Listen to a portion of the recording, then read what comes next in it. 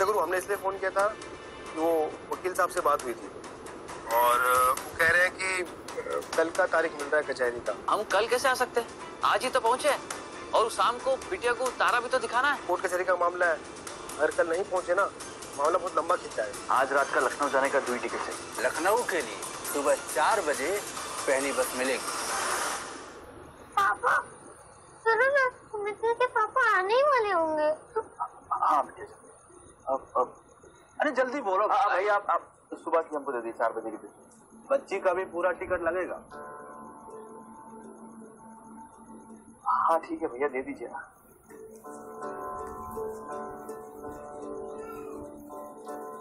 इन लखनऊ के लिए कोई सीट खाली नहीं? अरे काहे, अभी तो बोले 4 बजे का बस है। नहीं है भाई, हमारा जाना बहुत जरूरी है, हमारी समस्या है, समझो हमारी बात। तो हमें एक सीट दे दीजिए, हम एक दूसरे के ऊपर बैठ के निकल जाएंगे। हमें बहुत जरूरी काम है। तो निकालिए 460 रुपया, बढ़ाते हैं टिकट। दे रहे हैं पैसा, टिकट काटिए। कितना बोले? 460। 460। 460। जय भोले सर। चलो बेटी।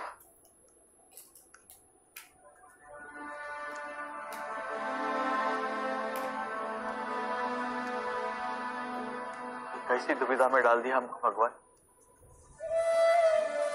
कुछ समझ में नहीं आ रहा कि हम क्या करें। घर वापस जाते हैं तो हमारी गुनगुन बिटिया का दिल टूट जाएगा, अगर नहीं जाते हैं तो हमारा टूटा हुआ घर हमें वापस नहीं मिलेगा। हम क्या करें? भी हमको कोई रास्ता दिखाओ।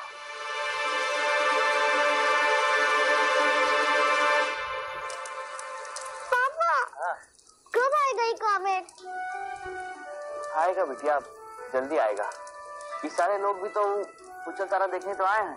वो पुच्छल तारा भी देख रहा है कि पहले सब आ जाएं और आके आराम से बैठ जाएं, उसके बाद निकलेगा। आ जाए। पापा, ये सब लोग भी अपने फ्रेंड से मिलने आए हैं? बिटिया ये सब लोग अपने उन सभी लोगों से मिलने आए जिनसे वो प्यार करते हैं। कोई अपने पापा से मिलने आया है, कोई अपनी अम्मा से मिलने आया है, कोई अपने फ्रेंड से मिलने आया है, कोई बहन, कोई भाई। उनका कोई भी रिश्तेदार हो सकता है ना बिटिया। वो पुच्छल तारा पर बैठ के इनसे मिलने आ रहा है, तो ये भी इंतजार कर रहे हैं पुच्छल तारा के लिए।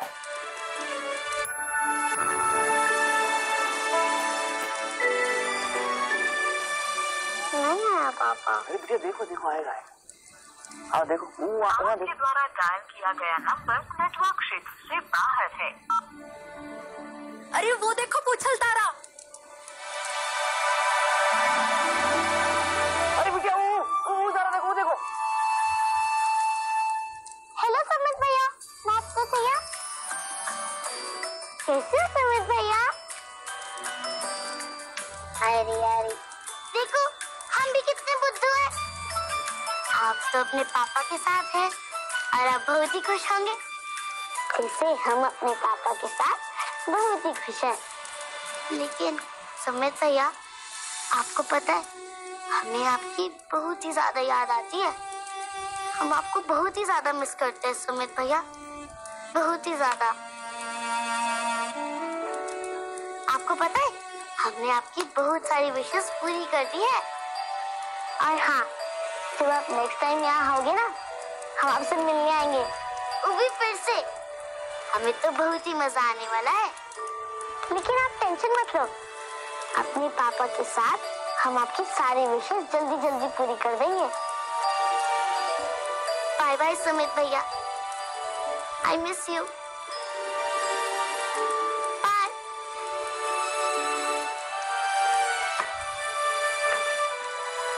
अरे बिटिया एक बात तो आपको बताना भूल ही गया।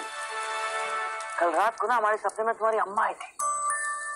हमको बोली कि हम भी पुच्छल तारा के साथ यहाँ से जाएंगे। जब हमने उनको बताया कि गुनगुन बिटिया पुच्छल तारा देखने यहाँ आ रही है तो बहुत खुश हुई।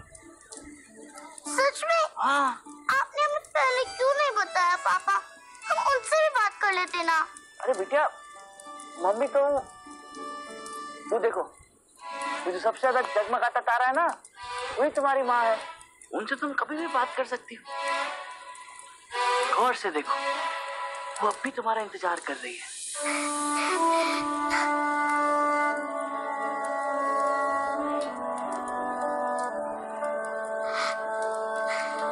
प्रणाम माँ।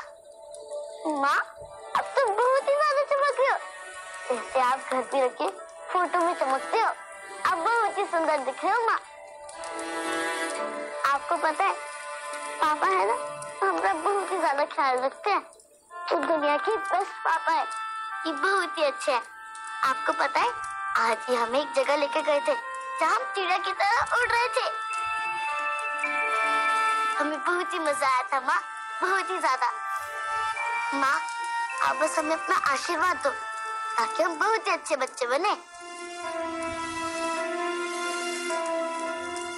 पापा माँ हमारी बात सुन रही होंगी ना? हाँ बिटिया।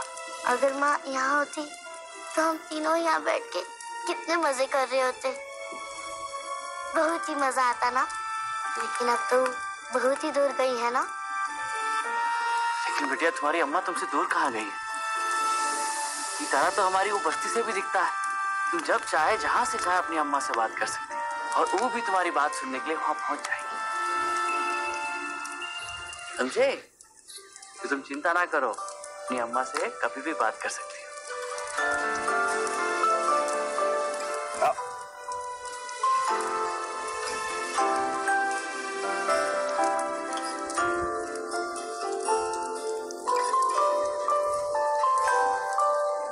पापा की आंखें जागे ख्वाब ये लेके, तेरा नाम तारों से लिखा हुआ देखे।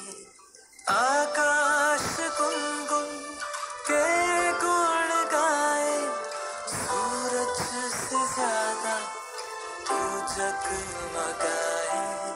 बहके हंसे खिलखिलाए लाडो रानी, आजा नैया ना कर आनाकानी, आजा नैया ना कर आनाकानी।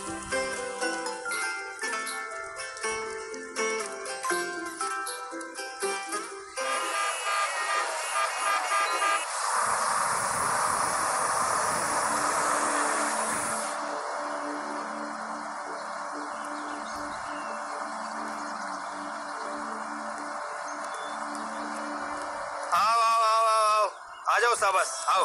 अरे शंकर, आओ। अरे तुम यहाँ? अरे भोले भंडारी दिखाए, बेटी को तारा दिखाए। बिटिया बताओ, तारा देख के आई हो तुम?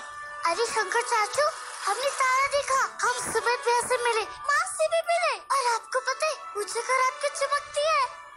अरे गजब का बात है? वहाँ तुम रात में तारा देख के आई और यहाँ तुम्हारे पापा ने हमें दिन में तारे दिखा दिए। अरे कहाँ बच्ची के सामने कुछ भी बोल रहे हो, चुप रहो ना। अरे अब हम बोलेंगे तो बोलोगे कि बोलता है? अब हम क्या बोलेंगे? वो खां साहब भी बोलेंगे। अरे काम करो, हमें खान साहब के पास ले चलो। चलो तुम मेरे को पकड़ो, हम बुलाते। चलिए तुम पीछे बैठ। बीच में बैठो। पीछे बैठो। कोर्ट के तारीख में भी टाइम से नहीं पहुंचते। अरे माना कि मैंने तुम्हें बाहर जाने को कहा था, इसका मतलब ये नहीं कि तुम कोर्ट के तारीख पे नहीं पहुंचोगे। माफ कीजिए वकील साहब, कहा है ना हमारी बिटिया जो है बहुत दिन से हमारे पीछे पड़ी थी। उनको निगम के वकील ने तुम्हें जालसाज बताकर इस केस को खारिज करने की मांग तक कर डाली। तो अगर मैं जज के सामने इंसाफ की दुहाई नहीं देता तो तुम्हारा मकान तो गया था समझो। ऊपर से निगम के अधिकारी तुम्हारे ऊपर मानहानि का केस ठोक देते। वकील साहब सच मानिए, अगर हमें पता होता कि बात इतनी बिगड़ जाएगी तो पुलिस शंकर की कसम हम नहीं जाते। खैर छोड़ो, अगली डेट हमने ले ली है। लेकिन जैसा कि मैंने शंकर को बताया था कि निगम अधिकारियों ने एक बैक डेटेड नोटिस सबूत के तौर पर कोर्ट में पेश की है और ये दावा कर रहे हैं कि वो नोटिस तुम्हें दी गई है, वो भी मकान गिराने से ठीक 15 दिन पहले। ये झूठ कह रहे हैं? हम अगर उसे साबित करने के लिए हमें गवाह चाहिए थे जो आज तक हमें मिले नहीं। और अगर हमने ये साबित नहीं किया कि वो नोटिस बैक डेटेड नहीं है तो ये सारा का सारा मामला बुलडोजर ड्राइवर की लापरवाही का बनेगा और ऐसे में तुम्हारे मकान बनाने की जिम्मेदारी निगम की नहीं होगी। घर बनाने की जिम्मेदारी तो नगर निगम वालों की होती है ना। में वो बुलडोजर का ड्राइवर कहाँ से आ गया? उनके ऊपर इल्जाम कैसे लगेगा? अरे ऐसा तुम सोचते हो हीरा, कानून ऐसा नहीं सोचता है। पर एक रास्ता है, अगर हम कोर्ट में ये दावा करें कि नोटिस भेजने के बाद निगम के अधिकारियों ने तुमसे रिश्वत मांगी और जब तुमने रिश्वत देने से मना कर दिया तो तैश में आकर उन्होंने तुम्हारे मकान के जायज हिस्से को भी गिरा दिया। इसे दो फायदा होगा। पहला ये पूरा का पूरा मामला मीडिया में उछलेगा और दूसरा चश्मदीद गवाह इकट्ठे करने में हमें थोड़ा वक्त मिल जाएगा। तो सरासर पाप है ना साहब, हम झूठ कैसे बोलेंगे? अरे मियाँ, तुम्हें अपने मकान से मतलब है या सच झूठ से? अगर खान साहब हम गीता पे हाथ रखकर झूठी बात कैसे कर सकते हैं? ये तो सरासर पाप है, हम झूठ कैसे बोल दें? तुम्हें पता है निगम का वकील कौन है? शरद चौहान, जो आज तक कोई केस नहीं हारा। सच को झूठ में बदलना और झूठ को सच में उसके बाएं हाथ का खेल है। मियाँ थोड़ा भी फिसले ना तो समझ लो मकान तुम्हारे हाथ से गया।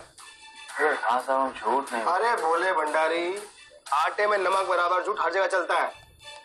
जैसा वकील साहब कह रहे हैं वैसा करो, समझे बात? तो खान साहब देखो, हम हैं वकील, हमारा काम है तुम्हें सलाह देना, ना कि तुम्हारे दोस्त के ऊपर दबाव होना। बाकी तुम दोनों समझदार हो, आपस में फैसला कर लो तुम्हें करना क्या है।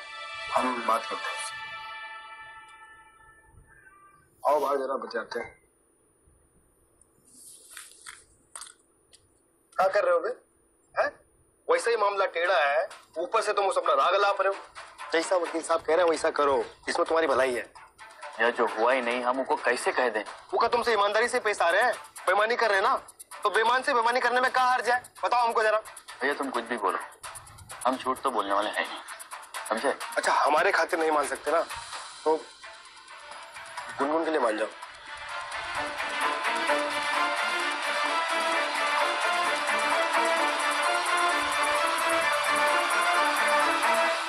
क्या स्टेटस है मिस्टर शॉ? मैडम मैंने केस ब्रीफ तैयार कर ली है। अभी तक केस हमारे फेवर में है। अभी तक? मेरा मतलब है कि उन्हें हमें गलत साबित करने के लिए गवाह चाहिए, जो उन्हें अभी तक नहीं मिले।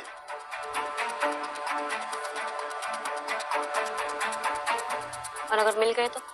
नहीं मैडम, ऐसा नहीं होगा, भरोसा रखिए। The case is under our control. Good. ध्यान रहे कि कोई भी कसर बाकी नहीं रहनी चाहिए। And the last thing I want from this case is media attention. Yes ma'am.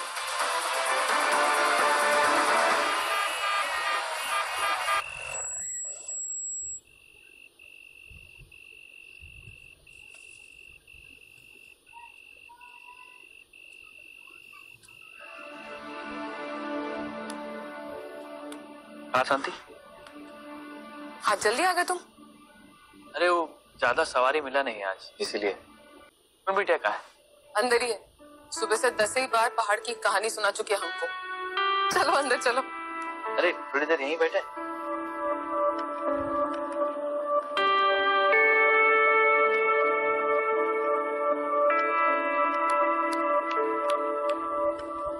क्या हुआ, क्या सोच रहे हो? कुछ नहीं, वो कहा ना जो केस के सिलसिले में वो वकील साहब से मिलने गए थे, तो वो हमसे बोले कि वो नगर निगम वालों पे रिश्वत लेने का इल्जाम डाल दो, वो भी झूठा, तभी हम केस जीत पाएंगे, वरना हम केस हार जाएंगे। अब तुम ही बताओ, हम किसी पे झूठा इल्जाम कैसे लगा सकते हैं, वो भी रिश्वत लेने का? अरे हम तो कभी में झूठ नहीं बोले और ऊपर से इल्जाम डालते हैं। बात तो सही, इल्जाम लगाना भी नहीं चाहिए। फिर वो है ना हीरा, हमको लगता है कि ये जो कोर्ट कचहरी का चक्कर है ना, ये तो हमको भी समझ में नहीं आता, ये कोर्ट कचहरी का चक्कर। हम ही थे ना, ठोक के गए थे, हम केस करेंगे, अपना घर वापस लेंगे, उन लोगों को सबक सिखाएंगे। अब अगर केस हार गए ना तो घर भी जाएगा और जो बचा कुचा पैसा है जो केस में डाल दिए हैं वो भी डूब जाएगा। तुम केस नहीं ना करते तो घर पक्का हाथ से जाता। केस करके क्या पता शायद जीत जाओ। कैसे जीते? एक आदमी नहीं है गवाही देने के लिए, पूरे मोहल्ले में एक आदमी है। ऐसे कैसे कोई नहीं है? हम देंगे कोर्ट में गवाही? अरे हम खुद अपनी आंखों से देखे तो उनको नोटिस चिपकाते हुए फिर में। तुम्हारे वहां जाने से कोनो फायदा नहीं होने वाला है। हाँ, वकील साहब हमसे कहे थे तुम वहां जाओगी तो तुमसे अलग अलग सवाल पूछे जाएंगे और तुम्हारा जो भी बयान होगा ना वो भी कोई वैल्यू नहीं होने वाली। कहाँ सवाल पूछे जाएंगे? अरे कोर्ट में तुम आओगी, तुमसे कुछ अनाप शनाप पूछेंगे, तुमसे सवाल पूछेंगे तुम हीरा को ऐसे जानते हो, तो कहाँ जवाब दोगी तुम? हैं? हम नहीं चाहते कि कोई भी तुमसे कुछ भी गलत बात कहे। तुमको अभी लगता है कि हमको कौन फर्क पड़ता है इन सब बातों से? तुमको नहीं पड़ता, हमको पड़ता है। हम तुम्हारी तरह महान नहीं है। हमको लोग क्या कहते हैं, समाज क्या कहता है, उन सबसे बहुत फर्क पड़ता है। अच्छा ठीक है, तुम ना कह रहे हो तो हम नहीं जाएंगे कोर्ट में गवाही देने के लिए, पर तुम केस से पीछे मत हटना। भगवान पे भरोसा रखो, कोनो ना कोनो रास्ता जरूर निकलेगा।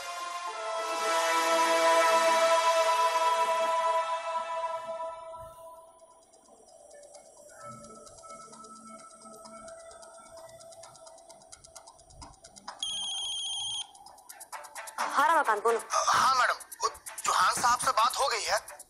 वो कह रहे थे कि आपको कोर्ट में हाजिर होना पड़ेगा। पर मिस्टर चौहान तो कुछ और कह रहे थे। हाँ मैडम, वो दरअसल वो कह रहे थे कि जज साहब ना बड़े अड़ियल इंसान हैं, आपको कोर्ट में हाजिर होना पड़ेगा। फिर सुबह सुबह इतनी बड़ी बातें क्यों कर रहे थे? हाँ मैडम, वो कह रहे थे कोई प्रॉब्लम होगी ही नहीं, बस आपको ना एक बार शक्ल दिखानी है, बाकी वो संभाल लेंगे। हाँ संभाल लेंगे।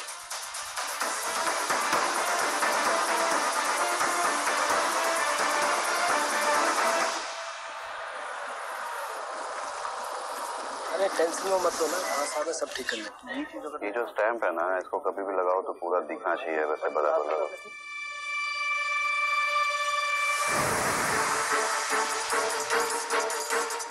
लखनऊ में ऐसा पहली बार हुआ है कि एक म्युनिसिपल कमिश्नर को कोर्ट में समन होना पड़ा। मैं चाहती हूँ कि ये आखिरी बार हो। आप बिल्कुल घबराइए मत। I'll see to it the court is dismissed today itself.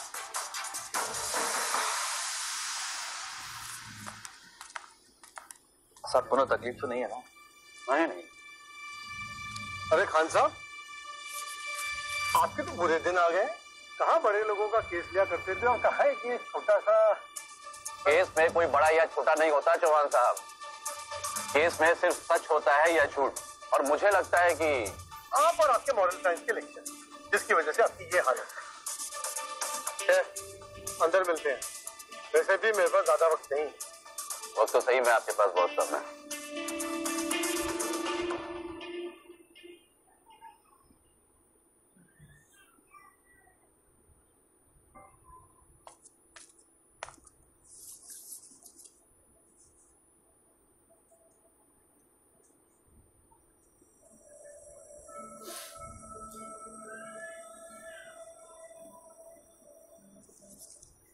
Hiralal Tiwari versus municipal corporation Lucknow. Complainant कौन है? Hiralal Tiwari versus municipal corporation Lucknow. Complainant है यहाँ पे? जनाब, कंप्लेनेंट ये है। भाई खान साहब, तो इन्हें यहां खड़ा करो ना। आओ हीरा, जय बड़े शंकर जनाब। और निगम की तरफ से कमिश्नर मैडम खुद आई हैं।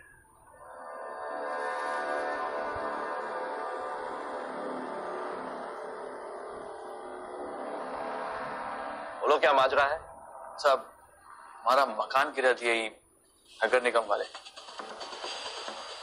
बिना किसी कारण तुम्हारा घर तोड़ दिया? क्या कारण हमको नहीं मालूम, हम तो वहां थे भी नहीं। हमारी गैर मौजूदगी में आके कब तोड़ के चले गए हमें पता नहीं चला। हजूर, वो भी जबरदस्ती तोड़ दिए। इसके कहने से क्या होगा योर ऑनर? ये कोर्ट है, सबूत और गवाहों पे चलता है, जो कि हमारे पास है। योर ऑनर, डिफेंस अपना रिप्लाई फाइल करने की इजाजत चाहती है। आप अपना रिप्लाई फाइल कीजिए। Thank you your honour. Hiralal Tiwari, जिसका घर म्युनिसिपल कॉर्पोरेशन ने कानूनन अपनी सरकारी जमीन हासिल करने के लिए तोड़ा है, और इसने सिर्फ और सिर्फ कॉर्पोरेशन को बदनाम करने के लिए, उसका सरेआम मजाक बनाने के लिए यह झूठा केस फाइल किया है। ऑनर, कंप्लेनेंट को डेमोलिशन से बाकायदा 15 दिन पहले खुद के घर के इंक्रोचमेंट वाले हिस्से को गिराने का नोटिस भेजा गया था। प्रोसेस के अनुसार हमने वो नोटिस उसकी दीवार पे चिपका दिया। फिर भी कंप्लेनेंट की तरफ से कोई कार्रवाई नहीं होने पर डेमोलिशन स्क्वाड ने उसका घर गिराया। और यह है नोटिस की कॉपी, डेमोलिशन ऑर्डर और कुछ फोटोग्राफ। आप देखेंगे कि इस पे पूरा डेमोलिशन कवर किया गया।